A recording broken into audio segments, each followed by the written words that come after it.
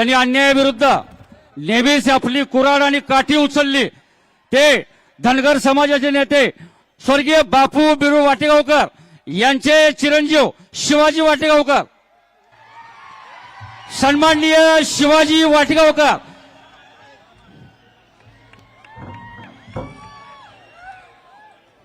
नमस्कार। आज आपण इथं महाराष्ट्र संस्कृती जपण्याचा मेळावा आपण बनवला।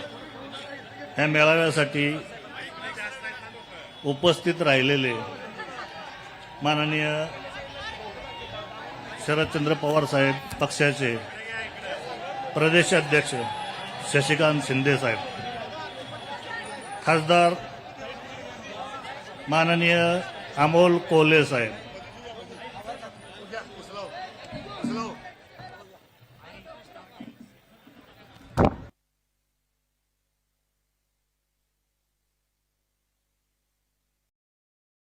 सर्वांना एक विनंती आहे की डायस कुठे जरी मांडला तरी एका साईडच्या लोकांची मीडियामुळे अडचण होणार आहे आणि मीडिया नसला तर महाराष्ट्राला आणि देशाला हे दिसणार नाही।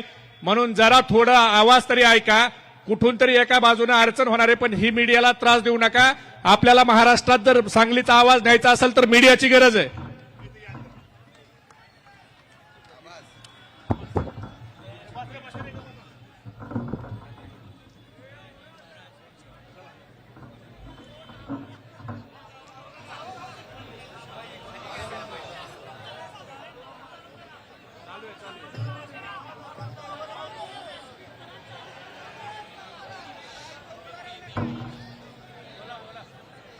खासदार निलेश लंके साहेब, माननीय खासदार धैर्यशील मोहिते पाटील साहेब, माननीय आमदार जितेंद्र आव्हाड साहेब, माननीय राजेश टोपे साहेब, माननीय विश्वजित कदम साहेब, माननीय बाळासाहेब पाटील, माननीय अनुराधा लाड, माननीय उत्तमरावजी जानकर साहेब, माननीय आमदार रोहित पवार साहेब, माननीय रोहित पाटील, मानसिंगराव नाईक साहेब आणि व्यासपीठावरील सर्वच मान्यवर आणि पुढे बसलेले माझे बंधू आणि भगिनी, आज आपण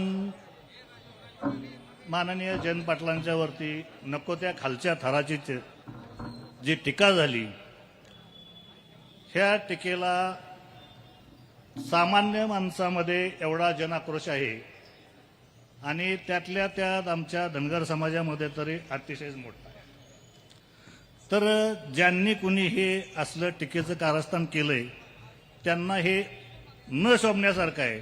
अतिशय खालच्या पातळीला जाऊन नीच प्रवृत्तीचे हे काम करणारी माणसं, जाती जातीमध्ये मतभेद घडवणं आणि कुठल्या तरी कृत्याचं कार्यक्रम काम लावणं, ह्या अशा लोकांना जनतेनं ताबडतोब धडा शिकवणं गरजेचं आहे। त्यांना कुठल्याही प्रकारची, तुम्हाला जनतेनं कशासाठी निवडून दिलं, जनतेची सेवा करा। तुम्हाला त्या दुष्काळ तालुक्यामधल्या जनतेनं कशासाठी निवडून दिलं ह्याची जर तुम्हाला जाणीव नसेल, तुम्ही तिथं जनतेची सेवा करा ना। बाकीचे कशाला मापं काढीत बसता, कुठं नको ते, कुठं पण तोंड खुपसायची कशाला तुम्हाला सवय लागली? नको त्या लोकांच्या वरती, लोकनेते राजाराम बापूंच्या वरती तुम्हाला बोलताना जरा लाज आणि शरम वाटायला पाहिजे होती। ह्या लायकीचे तुम्ही नाही आहेत, पण तुम्हाला अक्कल पाहिजे। ज्या लोकांनी तुम्हाला आज प्रतिनिधित्व दिलंय त्यांची लोक बघा, कुणी कुठल्या गोष्टीचा, महागाई किती वाढली आणि कुठल्या गोष्टी कुठनं कुठंपर्यंत गेल्या ह्याच्यावरती तुम्ही कुणाचं लक्ष केंद्रित करत नाही। तुम्ही नको त्या बाजूला लक्ष केंद्रित करून नाही त्या गोष्टी लोकांच्या समोर आणायचा प्रयत्न करता, नको त्या गोष्टी पुढे आणून फ्लॅशमध्ये यायचा प्रयत्न करता। स्वाभिमानावर शिंतोडे उडवण्याचा एकाला छंद होता, सूर्यावर थुंकणारा जन्माला आलेला तो मंद होता। द्वेषाचं राजकारण सगळीकडे पसरवलं जात होतं, पण राजाराम बापूंचा वारसा सांगणारा मात्र सह्याद्री सारखा शांत होता, सह्याद्री सारखा शांत होता। या विचारपीठाला ज्यांचा आशीर्वाद आहे ते पद्मविभूषण शरदचंद्रजी पवार साहेब। पवार साहेबांचं नाव घेतल्यानंतर विचारपीठावरच्या सर्वांचाच नामोल्लेख झाला असं मी या ठिकाणी समजतो। खर तर मुख्यत्वे महाराष्ट्रभरामधून आम्ही सगळे या ठिकाणी आलोय। मी उत्तर महाराष्ट्रातल्या नाशिक जिल्ह्यातल्या देवळा तालुक्यामधून इथं आलोय आणि सांगली जिल्ह्यातली बहुसंख्य रयत या ठिकाणी आहे। मी सांगली जिल्ह्यातल्या माझ्या बांधवांना सवाल करायला आलोय. मी शहाद्यामध्ये परवा होतो. लोकनेते राजाराम बापू पाटील पदयात्रा घेऊन या इस्लामपूर सांगलीच्या मातीमधून शहादा म्हणजे नंदुरबार जिल्ह्याच्या शेवटच्या टोकापर्यंत गेले होते आणि त्या ठिकाणी पीके अण्णा पाटील यांनी बापूंच्या विचारांनी प्रेरित होऊन सातपुडा कारखाना काढला. सातपुडा कारखाना काढल्यावर बापूंनी सांगितलं कारखाना काढून थांबू नका, शिक्षण संस्था उभी करा, शेतकऱ्याच्या पोरांनी शिकलं पाहिजे.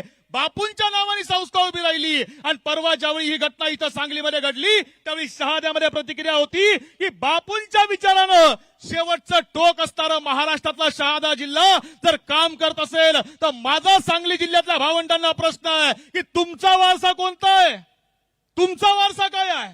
हा तो क्रांतीचा सांगली जिल्हा आहे ज्या जिल्ह्यामध्ये क्रांतिसिंह नाना पाटील जन्माला आले. हा तोच जिल्हा आहे जीडी बापू लाड, नागनाथ अण्णा नायकवडी, यशवंतराव चव्हाण असतील, यशवंतराव चव्हाण साहेब असतील, यशवंतराव मोहिते असतील, राजाराम बापू पाटील असतील, वसंतदादा पाटील असतील, अशी आभाळाच्या उंचीची माणसं ही तुमच्या सांगली जिल्ह्यामध्ये जन्माला आली. मग पडळकर नावाचं गांजाचं झाड या तुळशी वृंदावनामध्ये उगवलं कसं? माझा तुम्हाला सवाल आहे. मगाशी आदरणीय शिवाजीराव वाटेगावकर सर बोलत होते. मी ते बोलत असताना विचार करत होतो की नशीब शिवाजीराव वाटेगावकर दादा या ठिकाणी बोलतायत. जर बापू बिरू वाटेगावकर जिवंत राहिले असते तर भर चौकात हा मंगळसूत्र चोर फाडून टाकला असता. तुम्हाला एकच उदाहरण सांगतो आणि थांबतो. आव्हाड साहेब, एका राजाने एक माकड पाळलं होतं आणि राज्याच्या रक्षणाची राज्यामध्ये काही अडचण आली तर ती सगळी जबाबदारी या राजाने त्या माकडावर सोपवली होती. मग माकडाला जबाबदारी मिळाली म्हटल्यावर माकड हातामध्ये तलवार घेऊनच फिरायला लागलं.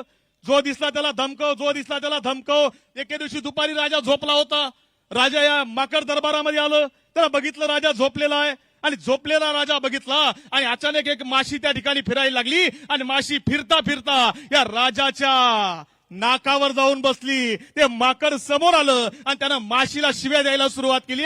माशी काही उठे ना, त्या माकडानं तलवार उगारली आणि राजाचं नाकच माशी सकट छाटून टाकलं. आता राजा कोण आणि हा माकड कोण हे तुम्हाला माहिती आहे. या सांगली जिल्ह्यातल्या एका टोपीचंद नावाच्या माकडानं फडणवीस नावाच्या राजाचं नाक छाटून टाकलं तरी राजा सुधरायला तयार नाही. माझ्या भावांनो आणि बहिणींनो, यांना सुधरवायचं काम तुम्हाला आम्हाला करावं लागणार आहे. यांचं कर्तृत्व काय आहे?